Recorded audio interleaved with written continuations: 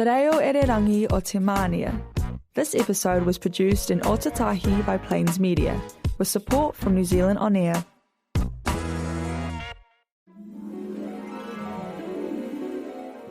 Welcome to Spin Me a Tale with Tessa Trolove. Let's step into a world of dragons endearing with Avis and the Promise of Dragons by Healther McQuillan and published by Ahoy, an imprint of the Cuba press in 2019. Close your eyes and let the magic carry you away.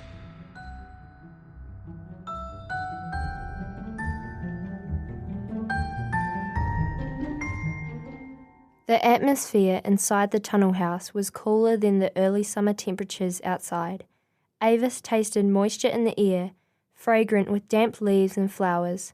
The tunnel was filled to the brim with wide-leaved trees, clinging creepers, and ferns that opened out to show off their bright green curls. It was like a jungle. Avis breathed in sharply and stopped still. Jungles contain snakes and giant spiders and wild carnivorous beasts. Melinda touched her arm gently. See, there's one of my babies right there. She was pointing to a branch at Avis's eyeline. Avis held her breath and stared hard, sure that she was about to see a hairy-legged tarantula or the amber eyes of a striped snake, but she saw only green leaves and brown wood. Melinda made a chittering noise, which was answered by the branch. A tiny emerald-green head that Avis had thought was a part of the leaf turned her way, and black eyes like tips of sewing pins stared at her. The lizard's mouth seemed to stretch around its jaw in an amused smile. It kept its eyes fixed on her while adjusting its grip on the branch, and the baggy skin at its neck moved in and out with a pulse. A jeweled gecko, said Melinda, pointing out the series of diamond shapes in citrus yellow along its back. We're pretty certain now that they are close to extinct in the wild. I've got a small colony here. Avis reached out a finger to touch the mottled skin, but the gecko turned around and skittered down the branch and out of sight. Don't worry, they'll get used to you, said Melinda. Avis started looking closely at each leaf, just in case it happened to be a lizard. How many are there? She asked. About 30 jeweled geckos at last count, but I've also got quite an assortment of other geckos and skinks from around the Pacific and South America. About another 70 or so in total. Some of them are very rare indeed. I had to smuggle them in, of course. You smuggle lizards? Asked Avis. Her mind flooded with thoughts of airport security and sniffer dogs and alarms. At that moment, she discovered that some secrets were so big and exciting that they tingled all the way down to her toes. I'm not proud of it, but it's the only way I can see to save them. I'm not a collector, I'm a scientist. My plan is to breed them back to survival levels, find them safe homes, and rehabilitate them. Nobody seems to care about lizards when they can make money chopping down trees and developing lands into plantations or resorts. Melinda stopped herself from what Avis could tell was about to be an impassioned speech, probably the same one that she had used when begging for funding earlier. But you don't need to worry about that, Avis, she said with a smile. You just need to know how to look after these babies while I'm away. She pointed at the air conditioning unit. I manage the temperature in here very carefully, she said. Lizards are what we call cold-blooded, which actually doesn't mean that they have cold blood at all. It just means that they rely on an outside heat source to keep their body temperature regular. These lizards are from tropical and subtropical forests. They're used to a fairly narrow range of temperatures, so if it gets too hot or too cold, it can really mess with their ability to survive. When the temperature is warmer, they become active and very hungry, so I keep the temperature moderate, which means they slow down a bit, though they love to bask in the sun when they can.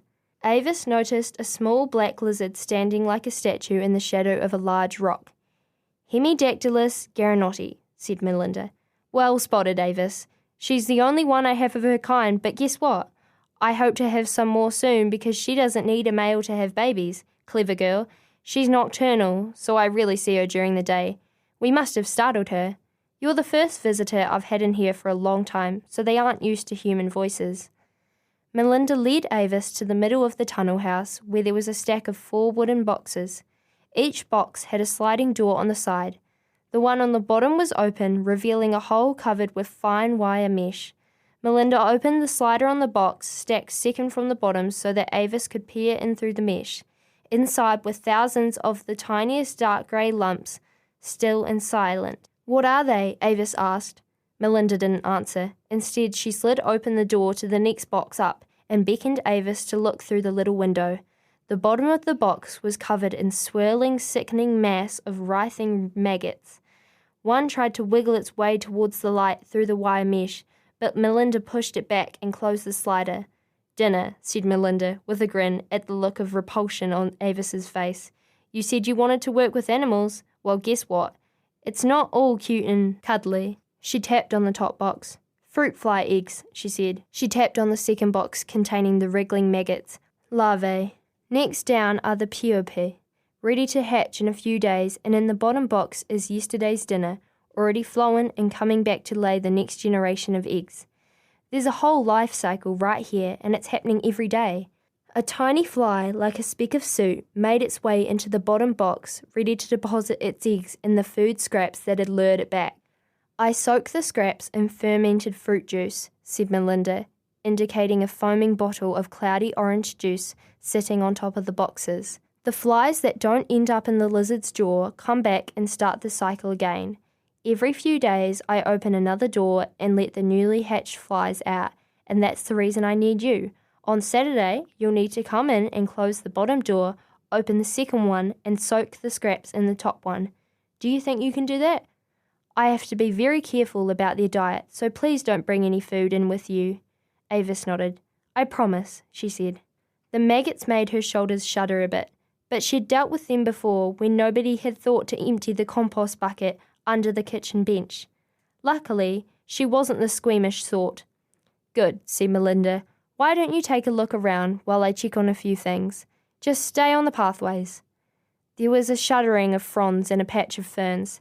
Avis leaned in to see a tiny coppery lizard that had taken a step too far and was clinging upside down to a thin stem. Its scales were shiny and ran in stripes of various shades of brown along a sleek body and a long tail. It edged its way back to a safer position and, still upside down, gazed at Avis, mirroring her curiosity in the way it cocked its head. They stayed bound together, each observing the other, for some time. Avis had the idea that the lizard was about to say something intelligent when, to her disappointment, it turned itself upright, scuttled down the fern frond, and vanished into the undergrowth. Melinda was busy checking the air conditioning unit, so Avis wandered on, looking closely as she went. With each patch of foliage, she became more adept at spotting the green and brown creatures hiding there. There was one lizard that seemed to make no attempt to hide itself. It flashed a brilliant neon blue tail at her before skittering higher up the branch. At the far corner of the tunnel house was an area that was screened off with fine netting. "What's in there?" Avis asked Melinda. "Probably nothing. Maybe the jewel in the crown," said the witch scientist smuggler. She came over and stood beside Avis. "Last winter, I was in the jungles of Paraguay when I found the trail of a large and very rare lizard. My colleagues had dismissed it as a creature of myth, but myths always originate from something real, something people didn't have the science to be able to explain back then. They thought angry gods caused earthquakes, or that comets were magical beings in the sky. Sometimes they exaggerated, so that a giant squid became a sea monster, or a large lizard turned into a fire-breathing dragon. Those rainforests are the last known habitat of this particular lizard, but they are being logged, and no one I spoke to seemed to care about preserving any of the animals who live there, especially not one that, according to legend, can make itself invisible." Melinda stopped for a moment and wove her fingers into the enclosure's netting before continuing. The foresters and diggers had turned the wide river into a swamp of mud and mosquitoes. It must have been dreadful for all the creatures there. News reporters tell only a small part of it. People might donate money to save a hog-nosed skunk or two, but they have no idea what's really happening. Avis had seen the news of fires burning across huge areas of rainforest. She didn't know anything about the diggers or the hog-nosed skunk or the endangered lizards. "Did you find the lizard you were looking for?" she asked. "The Teju choker." "Maybe," said Melinda. "On the outskirts of a village I was staying in, I met an old man. He was the thinnest man I think I've ever seen, just skin pulled tight over bones. He gave me a small box of soil and begged me to take it and keep it safe before the bulldozers and firelighters came. He spoke quickly and in a strange dialect. I had to rely on my guide to translate. It seemed the old man was being forced out of his home in the jungle by palm oil producers. He was afraid of the poisoned rain, meaning the chemicals they used to kill off native plants. Melinda knelt down to peer into the enclosure. Avis kneeled down too. It felt more secretive, low to the ground. Inside the box were 2 eggs, Melinda said. The old man said that they would hatch into Teju choker, which my guide said means chocolate-coloured lizard. The old man shook his head vigorously at that, and he pressed the box towards me until I felt compelled to say I'd do my best to look after them, and took it from him. As soon as the box was in my hands, the man took a diamond out of a pouch around his neck. It was the size of a Brazil nut and had a blue hue at its centre. You should have seen the expression on my guide's face when the old man threw it into the air. We watched it glint in the sky, and when we looked back, the old man had disappeared. We didn't see where the diamond fell. The guide laughed at me for carrying the box so carefully. The Teju choker is an animal of myth, he said. You have been tricked by a couple of snake eggs, just like he tricked us with a piece of glass. My guide said that the crazy old man had eaten too many coca leaves, but he still searched for hours for the diamond. Avis felt the hair on her arms prickling with the thrill and chill of the story.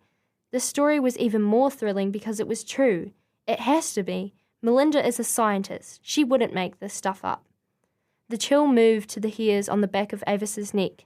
She had the sensation that they were being watched, that someone else was listening. I met a young woman back at the village I was staying in, Melinda continued, and she told me that an old man had long ago made a promise to a newly hatched Teju choker, and a talisman had bound him to that promise. I think she meant the diamond we'd seen him throw in the air. He was free now, having fulfilled that promise by passing the eggs into my safekeeping. She said I had to keep my promise, or that old man's suffering would be for nothing, and the Teju choker would be no more. Melinda sighed, a deep sigh, and ran her hand gently down the fine netting she'd put up to keep the occupants safe. If every promise made her an egg, then the world would be miles deep in broken eggshells. Avis thought about the promises that she had made and broken, about the promises her mum had made when she left, and about how her dad kept saying that he was onto it when he wasn't. Avis had made a promise to Melinda to look after the lizards. She hoped she could keep that promise, but felt a bit unsure of herself now. Melinda stood and dusted her knees, and Avis did the same, looking around to see if anyone was there. No one, not even a lizard. But you brought the eggs back home safely, Avis said. Safe and sound. When I got them home, smuggled here in secret pockets in my jacket, I half buried them in the ground and kept watch. A few days ago, I noticed there was only 1 egg. Then the next day, that one was gone too. No baby lizards, nothing. At first, I suspected that some predator, a rat maybe, had got past my barriers and eaten the eggs, but I haven't found any evidence of that. Keep looking though, won't you? If they've hatched then, I suspect they're experts at camouflage. I've been keeping careful notes. Avis and Melinda peered into the enclosure but saw no sign of the Teju choker or any other creatures, although Avis still had a feeling that they were being observed. How do they know what to do? Asked Avis. When they hatch, I mean, without a mother to show them. Fascinating, isn't it? Said Melinda. Most lizards lay their eggs and abandon them, so without parents to teach them how they learn survival skills is a bit of a mystery. A lot seems to come from instinct. Did you know sea turtles that hatch on a beach will automatically move straight towards the ocean, even when they can't see it over the dunes? It's as if they carry an inherited memory in their genes. Avis was still staring through the mesh, longing to be the one to spot the mysterious Teju choker first, but Melinda tapped her on the shoulder. Now let's make sure that you know the combination to get back in. They went back through the door into the shed, took off the protective clothing and went over the combination numbers 5 or 6 times until Avis was certain she had them memorized. Melinda walked with her back down the driveway and gave her a key to the gate padlock. I can trust you, can't I? She said. You won't tell anyone. I promise, said Avis, forgetting how easily promises can be broken. And you'll come on Saturday? I'll come straight after breakfast. Excellent. and come back on Monday for your pay, said Melinda, with a smile. Bye-bye, Percy, Avis called. Percy rattled his tail feathers and turned his back on her. As he walked away, a single feather fell from the tail. Can I keep that? Asked Avis. Sure, replied Melinda, and Avis ran to pick it up. He started his molt. That's another job you could do on Saturday. Collect his tail feathers, will you? And pop them on my doorstep. Avis walked home with a feather, a job, and a very good, little bit bad, secret. Avis placed the peacock feather in a thin glass vase and set it on the kitchen bench. She turned it to let the light from the window catch on each tiny frond that made up the shimmering green and blue eye. Bruno came in and looked at it too. Where'd you get that from? He asked, raising Avis's hopes that they were about to have a conversation like they used to.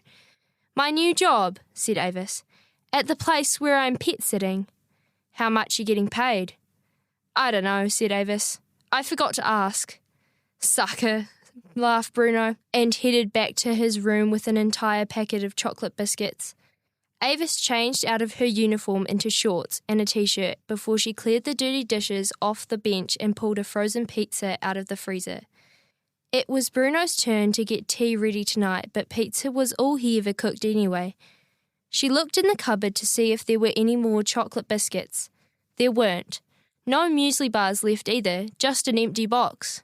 She looked into the fridge. No milk, not even an empty bottle. She knocked loudly on Bruno's door and marched in. He was stretched out on his bed, curtains closed, playing a game on his tablet. An almost empty milk bottle sat on his cluttered bedside cabinet, and the bed was littered with discarded muesli bar wrappers.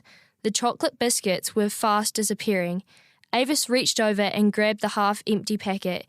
You inconsiderate, greedy slob, she said. Get out, freak, Bruno yelled at her. Avis kicked a damp towel that lay on the floor. This room stinks, she said. And you haven't been to school all day. I'm sick, growled Bruno. No, you're not. What's wrong with you then? I'm sick of school. You'll get sick for real if you just eat junk, said Avis. You're not, Mum, you know. You're just a kid. Leave the parenting to Ralphie and go play with your dolls. He got off the bed and pushed Avis through the door, shutting it firmly behind her. She stood in the hallway, still clutching the chocolate biscuits and feeling utterly defeated. There was nothing she could do about Bruno but worry, and there was nothing she could do to help Dad, who seemed to become more helpless as each day went by. She walked past the TV without turning it on, took the chocolate biscuits outside and sat on the swing to eat them, one after the other until only 2 were left.